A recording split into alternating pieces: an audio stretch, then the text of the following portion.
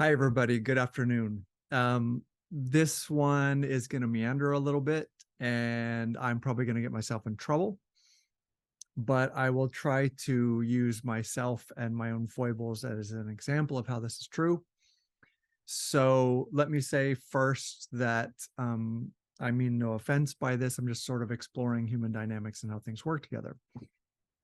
So the statement that I'm avoiding is the insight that essentially narcissists, or these people that are much vilified, and there are tons and tons of articles about this, some of them pretty good, some of them really just sort of a way to hate other people and accuse other people of being selfish.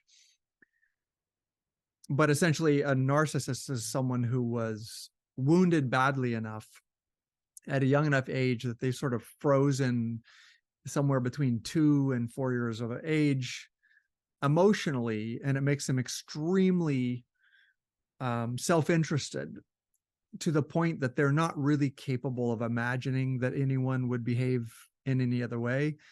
They don't really get what empathy is. They can fake it, and they can even try and intend to fake it.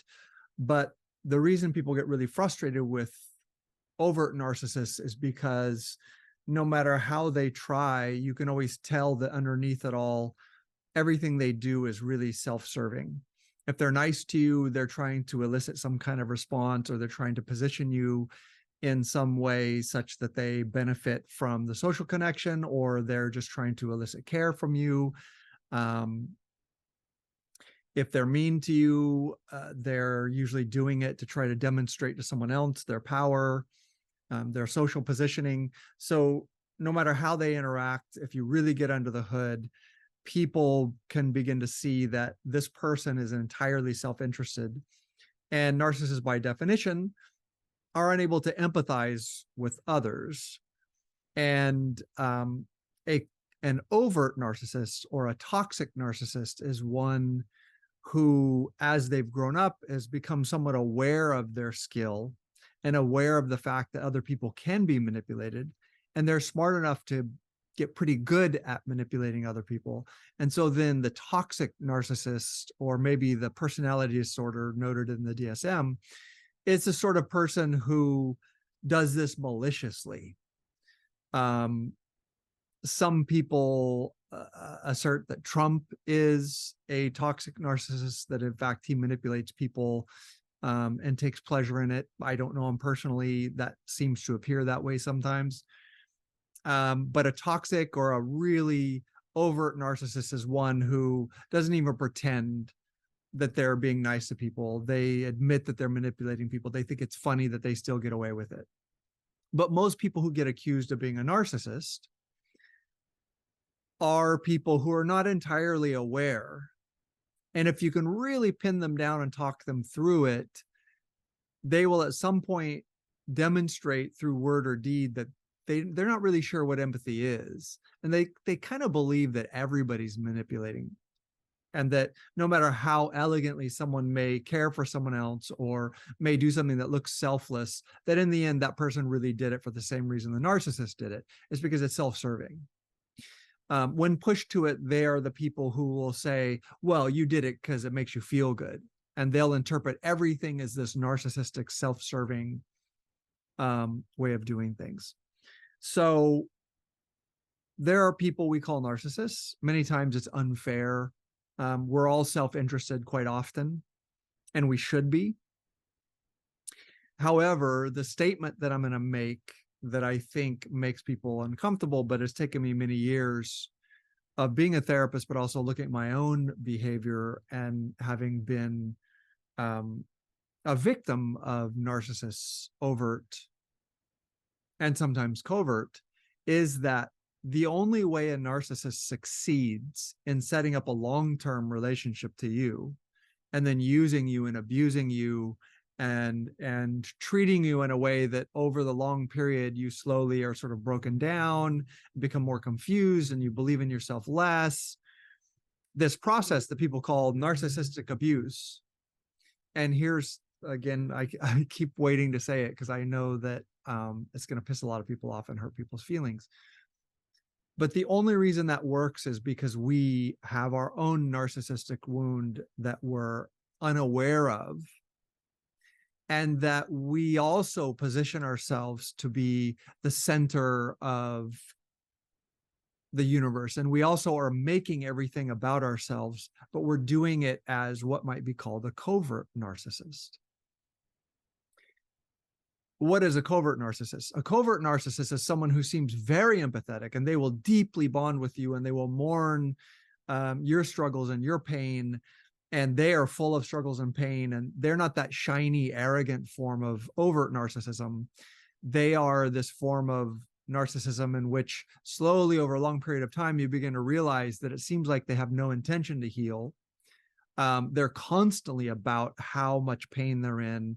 They're constantly on about, and they will bond with you and be deeply empathetic, but it's always a sort of turn you around and make you empathetic to their situation. And so a covert narcissism is a narcissist is someone who makes everything about them, with them centered as the victim. They're always the victim. They're always struggling. They're always sad. They're always depressed. They're always traumatized. The few moments that they're happy are so fragile, and it takes a while to suss it out, but you begin to realize that some people are really clinging to their pain and suffering. It's not that they haven't suffered, and it's not that they're not in pain. And sometimes these people have had horrific childhoods or horrific lives, with severe violent rape or horrible torment as children. So it's not that they haven't suffered. It's that that suffering ultimately backed them into this personality style where they get value out of being a victim. They don't believe in anything else. And the only pleasure they have in life is being able to talk to people about how difficult their life is and about how much pain they're in. So they become deeply invested in their own suffering. Their suffering is real, but they become deeply invested in it. And you begin to realize this person at an unconscious level has no intention of breaking free. So this is the little bit more extreme version of this. So I want you to be really aware that I'm talking about something in the black and white because it makes it easier to see.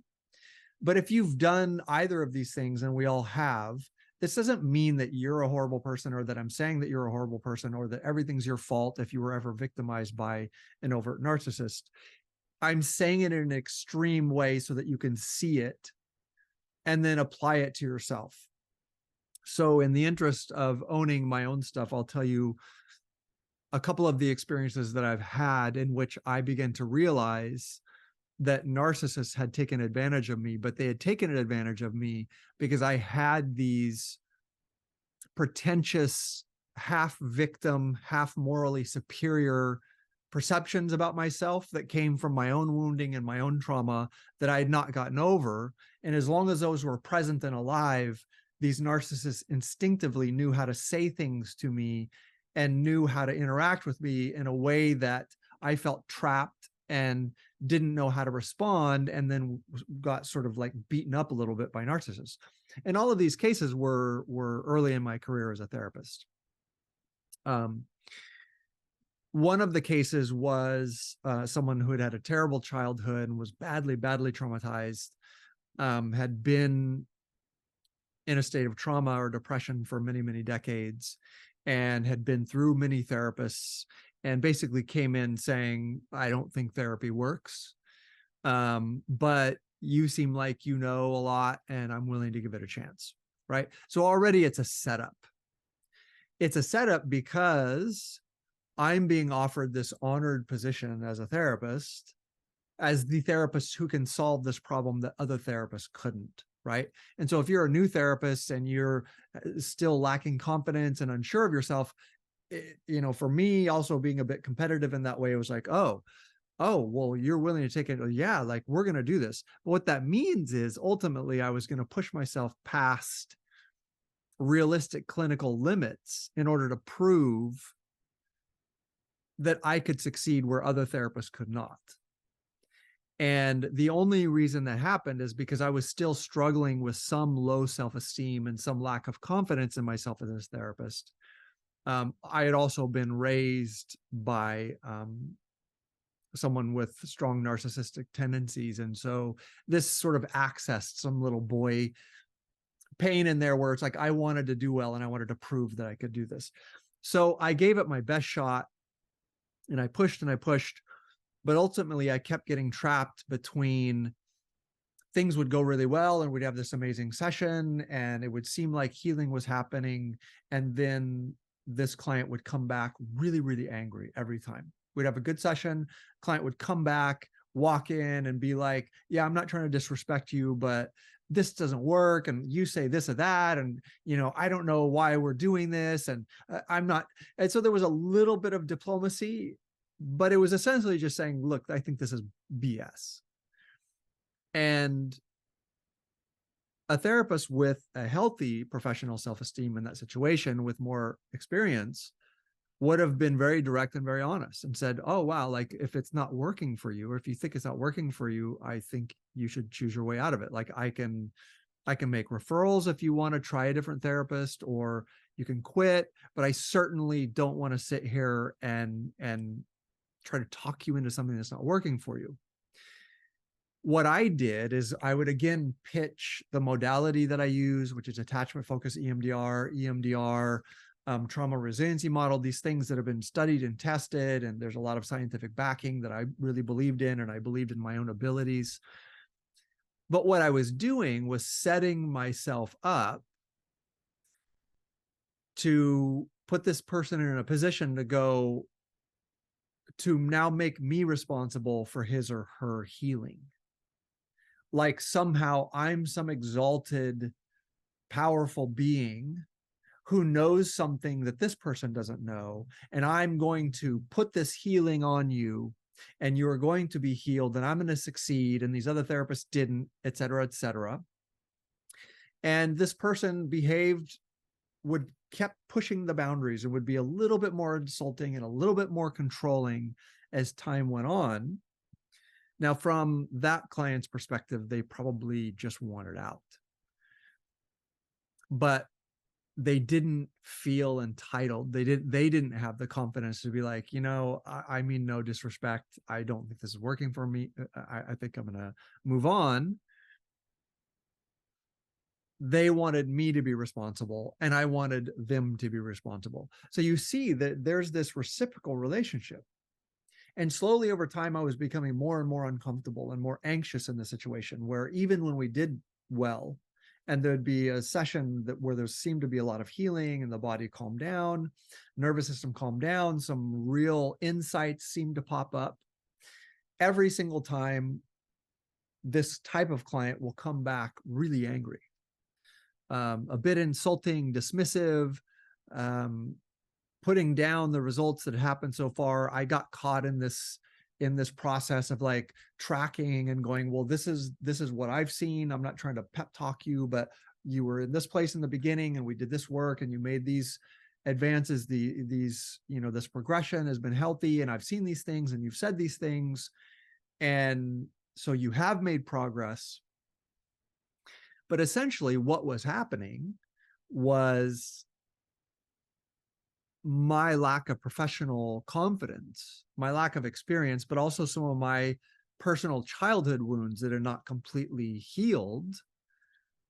I had someone in front of me that had a certain physical appearance and a certain way of talking and a certain arrogance that poked my childhood wounds and made me want to win, made me want to succeed, made me want to prove that what I did had value and was effective and was worthy and that I was scaled, blah, blah, blah. Now, here's the part you have to be super careful with.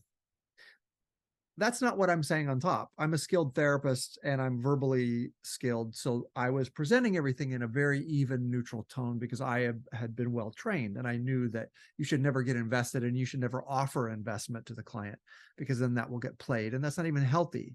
You don't want to send the message to the client that you're some end all be all to their healing. They do the healing. They do the work. But if you listen to things I was saying, I was making it about me. Now, people who get wounded by narcissists, we don't like to admit that, okay, if it's a one-off, or if you're trapped in a job with the narcissistic boss and you don't have any options, you can't get out. There are times that you're trapped and you can really struggle, and interacting with a narcissist can really hurt you and create damage.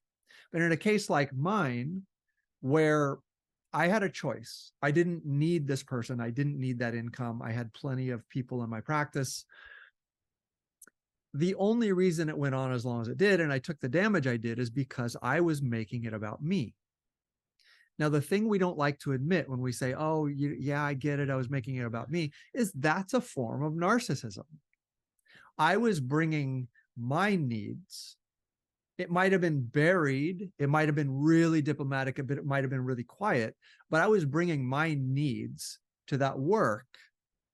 And then the client was successfully poking those buttons and succeeding and saying things that were mildly dismissive, mildly insulting, would interrupt me. And I let all of that go because I kept telling myself, well, this is a really wounded person and I'm repairing attachment and I'm being the safe place, blah, blah, blah. And you might say, really, how is that narcissistic? I was not giving that person basic human respect. I was setting myself up in this morally superior position where I'm the person who knows how to behave and I'm the person who's behaving correctly and I'm providing this environment, et cetera, et cetera. But if you really respect someone as an equal, what would have been appropriate would have been to kindly and respectfully address the behavior and to say, you have every right to leave our work if it doesn't work for you, or to say, hey, John, the way you approach doesn't work, or even to give me feedback that, like, the way you do this doesn't work. I don't really like, and that's a therapist's job to hear that and to work with it and to make referrals if this is not the appropriate place. But my job was to say, with human respect and respect for that person, is to say, like, after we get some good work, there's this pattern where you come back and you're pretty dismissive and even a little bit condescending and insulting. And it's my job to sit and to make space, but I do think something's going on here. And I do need a little bit more from you. I need a little bit more honesty if this is not working for you. And I need to be really, really clear that this work is on you. I can show you the ways that have worked for many people, but you might be a person that doesn't work for. There's no modality that's the end all be all for any person. And even therapy is not the end all be all. You might be somebody who needs to talk to your clergy. You might be somebody who needs to work it out on your own. You might be somebody that just time works for. So my failure was that I got into my own fears and anxieties, which are about me, right? That's the narcissism. I had enough of an energy making it about me and not clinically addressing what I was seeing in front of me.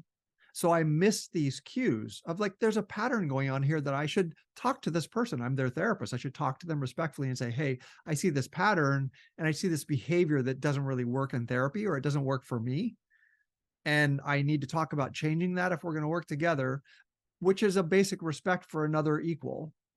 But instead, I simultaneously placed myself as a victim of this person's behavior while assuming this morally superior position in which I'm a therapist who's going to provide space for this person to behave this way without even identifying it for that person to look at and to think about. Now, if I identified it and that person behaved really badly and got angry at me, well, then you are at a toxic level of personality disorder.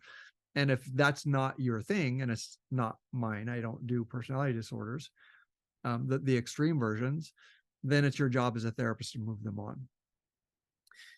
So I hope you got from that and my own sharing that I don't mean to insult anyone who's been victimized by a sociopath, which is different than just narcissism. Narcissism, there's a lot of sociopathy, a lack of ability to empathize. But a true sociopath, however that happens, maybe it's even born, maybe there's something wrong with the wiring, just seems incapable of feeling what other people feel or feeling for other people. So other people are just purely playthings. A narcissist cares, but their emotional state is so immature and undeveloped that they just don't have the ability. They want the ability, and they want to feel connected to other people. And so you can see many different levels of this. Emotional immaturity is a kind of narcissism. And I had some emotional immaturity as a therapist in that I was bringing stuff in. So I don't mean to insult anybody or to pathologize anyone who's truly been a victim of a sociopath or an extreme narcissist, but is to say, I mean this to be helpful, that if you're in a long-term relationship with a narcissist and you're not literally financially trapped or trapped in a job because you have 5 kids and you just can't leave this job, but your boss is a narcissist or your coworker is a narcissist. There are situations people can't do anything about it. But if you've had this blind spot and 2 years later, you realize that person was never going to be decent with me. That person was never going to play fair, was never going to be reciprocal, was not going to offer me the respect that I was offering them. The truth is, you're probably not offering them respect. It might be really, really subtle, but you're bringing some wound that they're able to play on. And the wound that you're bringing and putting into the mix is your form of narcissism, which is probably more covert. In my case, it was very covert because I'm very good at sort of like hiding maybe judgment or my positioning, because I know what neutral language sounds like. I know what neutral reciprocal relationships look like. So I know how to behave that way, even if something's happening. So it was very quiet. I think another therapist in the room probably would have been able to suss that out within a couple months and say, hey, John, I think some personal stuff's getting caught up in here. So a pretty complex situation, but let me review it again and let me be super, super clear, because I don't want to hurt people that are in process of recovering from narcissistic abuse. That's a real thing. There are narcissists who are at a toxic level, personality disorder, who are cruel, unempathetic, very, very manipulative. And if you're trapped in a situation with them, they can do a lot of damage to you psychologically, emotionally over long periods of time. And some people are trapped by circumstance, and there's a lot of damage there. I don't want to pretend that everyone has the option to do their own work and figure out what they're bringing to the table. But what I'm saying, and I mean this to help you and I, is that if we are in a situation that we can escape, and we are in a long-term relationship with someone who abuses us or sabotages, or slowly the relationship becomes more negative and we feel less comfortable and it starts wearing on us, the only reason that person is capable of doing that, whether they're doing it consciously or unconsciously, is because we're bringing our own wounded content and exposing it and making it available to the narcissist to play on. If you don't bring that and you see someone making comments or saying inappropriate things or being insulting or being manipulative, and you're just like, yeah, I don't think that's the way that's going to go. I don't appreciate that. I'm just going to move on. There's nothing the narcissist can do. Like there's nowhere for them to get traction. So in my experiences with this, as I learned, narcissists got traction with me because there was some mild to medium wounding still present in me, and I was putting that in the mix.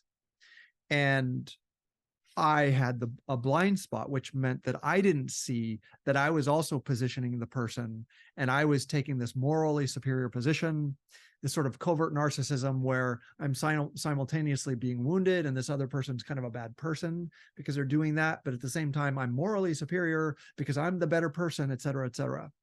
So if you're in a relationship and someone's doing damage to you and you are assuming this position of morally superior and you're really making space for them, that's a kind of covert narcissism. You're not helping anybody. You're not helping you. You're not helping the other person. You're not respecting the other person. Respect for the other person means looking at them and very kindly, but directly and honestly saying, the way you behave is unacceptable. You're insulting, you're condescending, you cut me off, or you X, Y, or Z, and I'm simply not comfortable with it. And if you can work with it, that would be great. If you can't, I'm going to move on. That's the only thing that you can do. If you're not doing that, then there is some narcissistic wound that you have that's covertly being put in the mix that the narcissist is able to play on to keep you present. And your blindness to your own wound is what allows you to sit there and play mind games with yourself and think that there's any reason to continue in that dynamic. So that is the message. It's a really complex one. Again, there are people who are truly being victimized by narcissists. Just because you've been victimized does not mean that automatically that you have narcissism to work on. But it is one dynamic that people are it is one dynamic of which people are unaware. All right, guys. So great to see you. Have a good afternoon. I'll see you next time. Take care.